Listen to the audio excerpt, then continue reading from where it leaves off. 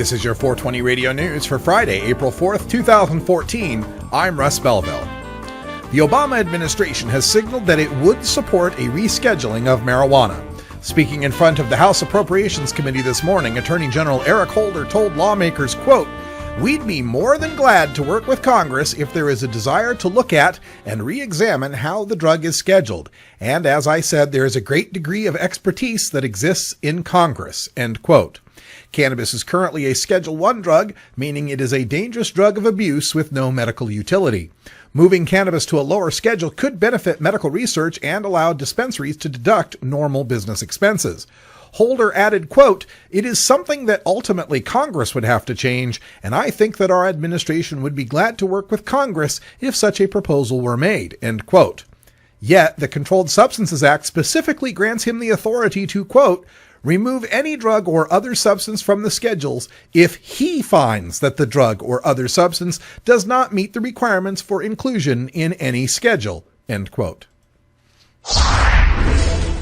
A Maryland delegate with a distinguished civil rights background is attempting to revive a bill to decriminalize possession of 10 grams of marijuana.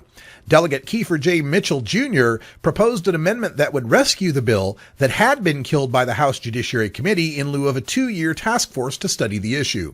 Mitchell said, quote, "We in good conscience cannot allow a task force to take place for 2 years while there are racial disparities. We believe that it is not something that should be continued to be studied as the facts continue to stare us in the face," end quote. It is rare to overcome committee opposition to a bill, but Delegate Mitchell and members of the Legislative Black Caucus believe there is enough support in the full assembly. Debate was tabled until Saturday by the committee chairman Joseph F. Valario Jr., who strongly opposes decriminalization. A New Jersey medical marijuana patient is suing New Jersey Transit for firing him due to a failed drug test. 57-year-old Charlie Davis is a registered patient who uses marijuana for neuropathic pain. When he was bumped from his job for a more senior employee, Charlie applied for another open position. When he was told the position was safety sensitive and required a drug test, Charlie admitted his medical marijuana status to the medical director and offered to apply for a non-safety sensitive position instead. The medical director told him he had no choice but to take the test and then the drug rehab required for failing the test. Charlie's been out of work now since the beginning of the year.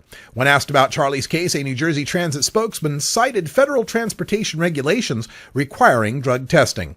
Supreme Courts in California, Oregon, Washington, and Michigan have all sided with the right of employers to fire medical marijuana patients over failed drug tests. Connecticut has announced the winners of its 6 statewide dispensaries. 27 businesses applied for the licenses, which were determined based on business information, location and site plan, business plan, marketing plan, and financial and organizational information. One location is being opened by a pharmacist with 27 years of experience who always wanted to open her own independent drugstore.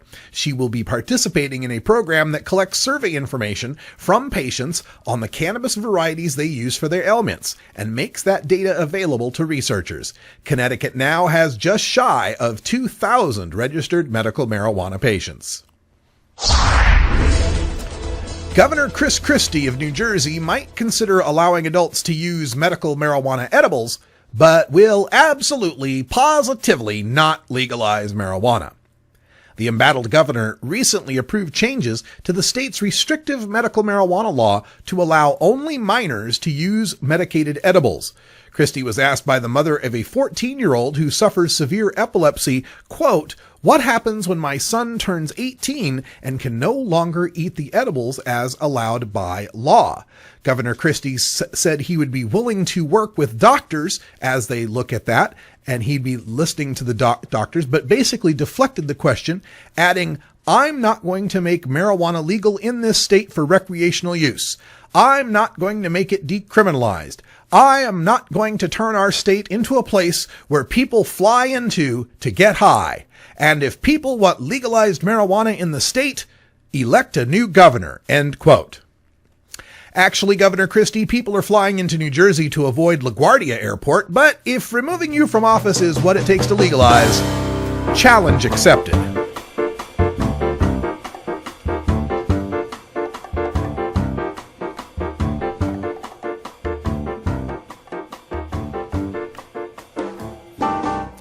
This has been your 420 Radio News for Friday, April 4th, 2014. I'm Russ Belville. Transcripts of 420 Radio News are available at our website at 420radio.org. When we come back, we will go behind the headlines and take a look at how the prohibitionists are ghoulishly savoring the unfortunate death of a young student in Denver. You're listening to the Russ Belville Show on 420radio.org. We'll be right back.